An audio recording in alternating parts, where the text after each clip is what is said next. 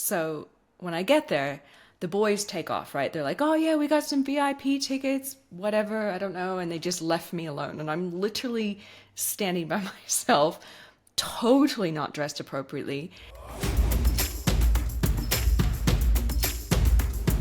Hello, and welcome back to episode 46. So, guys, have you ever heard of anything called the Melbourne Cup? If you're in Australia, you know it. You know it because it's, as we say, the race that stops the nation. So it happens at the start of November every single year. And I was exposed to it first for my first time 1 month after I moved to Australia. So I moved on the 3rd of October in 2003, and it was like literally a month later in November. Now, and it's a racehorse, by the way, you guys, just so you know. So I was living in a share home with two other flatmates at the time. So, like, I literally camped out on a friend's sort of air mattress in her home office for the first 2 weeks when I lived in Australia. And then I moved into a share home. And in that home, one of them was a pilot for Qantas, the airline, and another one was an air hostess, like a flight attendant for Qantas. So here I am, like just new to the country with these two people that were always like on long haul flights overseas and most of the time never even home. So my flatmate, who was the flight attendant, she was overseas. She was, in a long haul flight.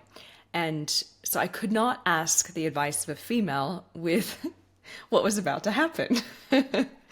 Now, my flatmate, the other one that was there, was a pilot, and he had a few of his boys, like his mates around, and they came over and they were dressed in like these hilarious looking suits straight out of the 70s. I'm not kidding. They were like full on ruffles and like the ruffly lapel area, and then one of them was even rocking like a full velour velvet suit. So they show up and I'm like, what is going on? And by the way, like fancy dress is a real thing here in Australia. For those of you that are not here, it's a thing. So he comes up to me, he's like, hey, Heather, there's this thing, like the Melbourne Cup is on. Do you want to go? And I'm like, cool, what is it? And he's like, it's a racehorse, like a racehorse. So did I get that right? It's a horse race. You guys got the idea. It's a horse race. And I'm like, okay, sweet. Yeah, sounds good. And I'm like, okay, so what do I wear? And he said, oh, look, what you're wearing right now is fine. Like, you should be fine.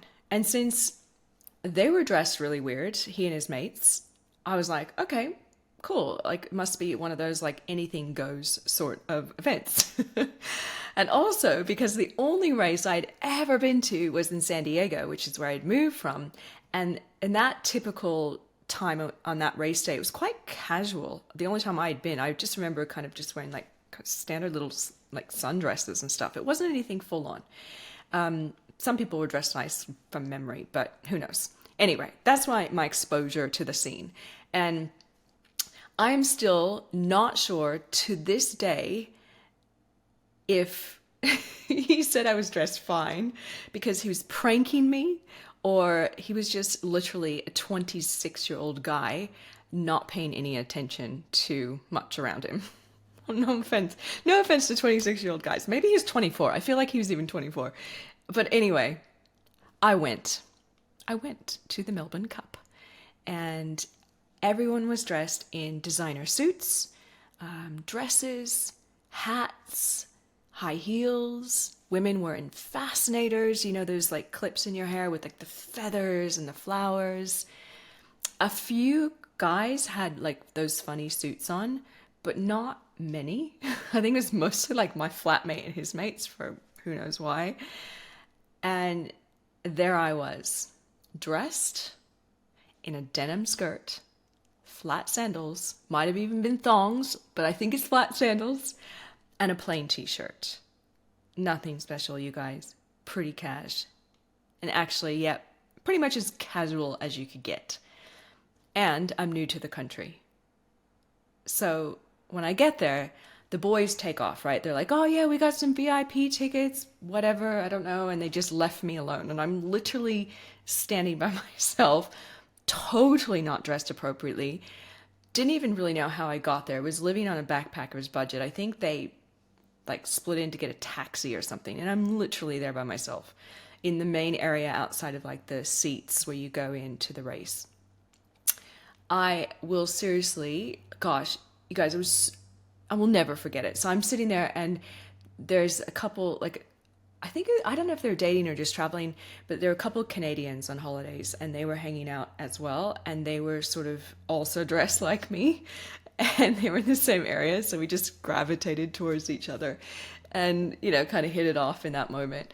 But I remember this so well. I remember this so well because I never felt so awkward. I was being exposed to a brand new culture. I was just thinking to myself, gosh, if only I knew more about this event. If only I would have asked more questions. But if I lived my life like that, if I truly lived my life like that, I might not have met the business owners who got me a visa to work for them here in Australia. Because, I took the risk of networking last minute by myself, just saying, yeah, I'm in without asking too many questions. I would have never have met them.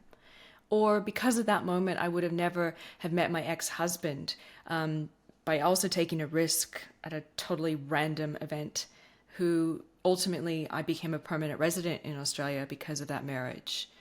Or, I wouldn't have ever started my businesses. Now, I say plural because some bombed. I've lost a lot of money buying into businesses. Some were okay, some were not.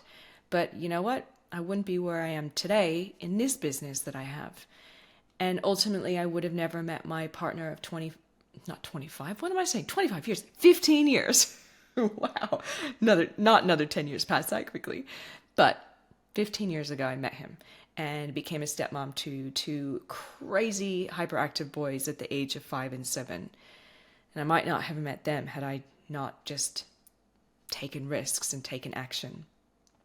If I had planned more and taken less action, I might be back in the States, working in a job I hate, living in a city I felt like I had no choice, that I had to move there. I might be comfortable, but bored. I might have regrets. So there's a couple of thoughts I want to leave you with. Less planning, more action. Less learning, more action. Less talk, more action. I think taking action is where you learn and where you feel truly the most alive. Even if you're wearing a jeans skirt to a black tie affair. Until next time, you guys. Have a beautiful week ahead. Bye.